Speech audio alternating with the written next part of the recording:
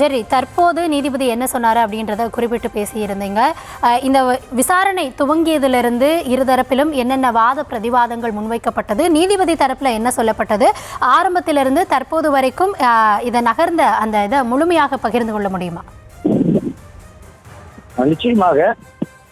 முதலில் போலீஸ் நீதிபதி அவர்கள் இரண்டு பேரிடம் கேட்டார்கள், உங்களை போலீசார்கள் தாக்கினார்களா என்று கேட்கும்போது இருவருமே இல்லை என்று தலையசைத்தார்கள். அதன் பிறகு வாதம் தொடங்கியது.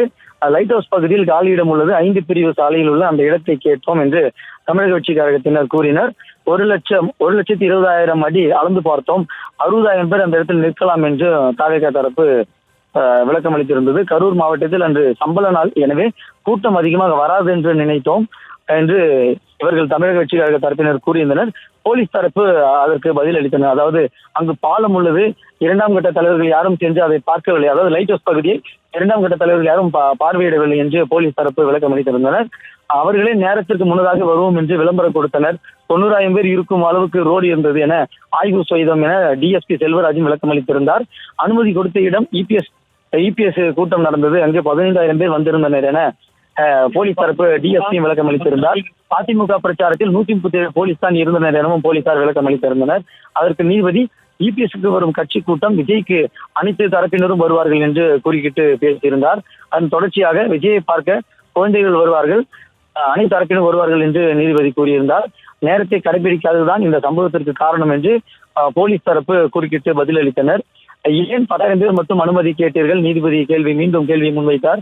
விடுமுறை நாள் என்பதால அனைத்து தரப்பினரும் வருவார்கள் என தெரியாதா என்று நீதிபதி கேள்வியை முன்வைத்திருந்தார். தமிழக வெற்றி கழகத்தை நோக்கி கரூர் பாலத்தில் இருந்து வேண்டுமென்றே தாமதமாக வந்தனர், வேகமாக வர சொல்லி நாங்கள் சொன்னோம், ராங் ரூட்டை எடுத்தனர், என்னை மீறி ராங் ரூட்டில் சென்றனர், புசியானது வாகனத்தை நிறுத்தி கோவிலில் தாமதம் செய்தனர்.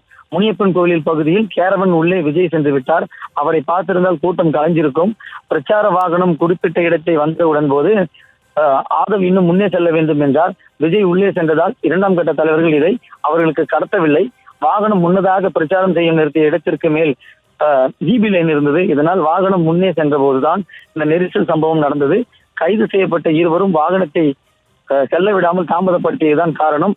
அசாதாரணமான சூழல் இருந்ததால் பிரச்சாரத்தை நிறுத்தி இருக்கலாம் என்று நிபந்தனை உள்ளது, ஏன் அதை செய்யவில்லை என போலீஸ் தரப்பு கூறியிருந்தது.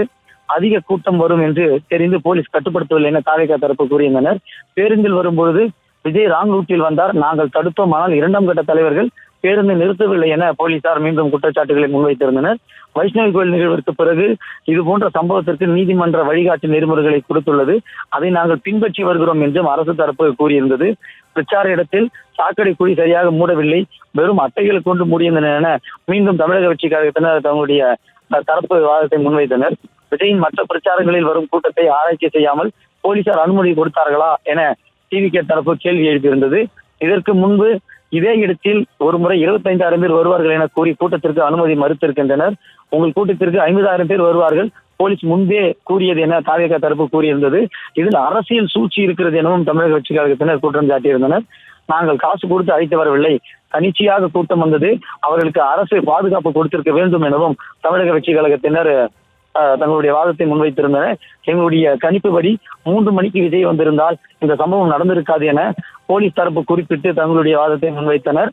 சாலையில் நடுவில் இருக்கும் தடுப்புகளை எடுங்கள் என்று கேட்டோம், ஆனால் இறுதி வரை அதை எடுக்கவில்லை என தாவேகா தரப்பு குற்றம் சாட்டினர். சாலை நடுவில் இருக்கும் தடுப்புகள் மேல் ஏறி நின்று கீழே விழுந்து விபத்துகள் ஏற்பட நேரிடும், அதனால்தான் அதை எடுக்க சொன்னோம் என, ஆனால் போலீசார் தடுப்புகள் எடுக்கவில்லை என மீண்டும் தமிழக கட்சி கழகத்தினர் குற்றம் சுமத்தினர். நாங்கள் மட்டுமே பொறுப்பு என ஏற்றுக்கொள்ள முடியாது, அரசு தரப்பிலும் தவறுகள் இருக்கிறது என தமிழக கட்சி கழக தரப்பு வழக்கறிஞர் தன்னுடைய வாதத்தை முன்வைத்தார். அதன் தொடர்ச்சியாக அந்த மக்கள் இருப்பதற்கு இடைஞ்சலாக பேரிகார்டுகள் போடப்பட்டிருந்தன, பேருந்து நின்ற இடத்தில் இருந்த கல்லை எடுத்திருந்தால் இந்த அசம்பாவிதம் நடந்திருக்காது என மீண்டும் தமிழக கட்சி கழகத்தினர் தன்னுடைய வாதத்தை முன்வைத்தனர். அனைத்து நிபந்தனைகளையும் நாங்கள் பின்பற்றினோம், அந்த எந்த நிமிடங்களில் பின்பற்றவில்லை என்று கூறுங்கள், எந்த நிபந்தனைகளை பின்பற்றவில்லை என்று கூறுங்கள், அதுக்கு நாங்கள் விளக்கம் அளிக்கிறோம் எனவும் கூறினர். இதற்கு நீதிபதி குறுக்கிட்டு போலீஸ் 50 மீட்டர் முன்னதாகவே நிறுத்த சொன்னபோது ஏன் நிறுத்தவில்லை என்ற கேள்வி எழுப்பினார். கூட்டம் அதிகமாக இருக்கிறது என்று தெரிந்தும் ஏன் நிர்வாகிகள் கூட்டத்தை நிறுத்தவில்லை என நீதிபதி கேள்விகளை எழுப்பினார். அதற்கு டிவிகே தரப்பு அந்த இடத்தில் தான் ஜெனரேட்டர் இருந்தது, அதனால் நிறுத்த முடியவில்லை என தங்களுடைய பதிலை முன்வைத்தனர். லத்தி சார்ஜ் பண்ணும்போது கூட்டம் அலமோதியது என்றும் தன்னுடைய குற்றச்சாட்டுகளை முன்வைத்திருந்தனர் தமிழக கட்சி தரப்பினர்.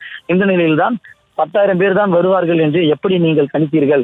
விஜயை முதல்வரோடோ அல்லது மற்ற அரசியல் கட்சி தலைவர்களோட ஒப்பிட முடியாது. அவர் டாப் ஸ்டார். அவர் எந்த நிகழ்ச்சிக்கு வந்தாலும் அது மாநாடு போன்றுதான் இருக்கும்.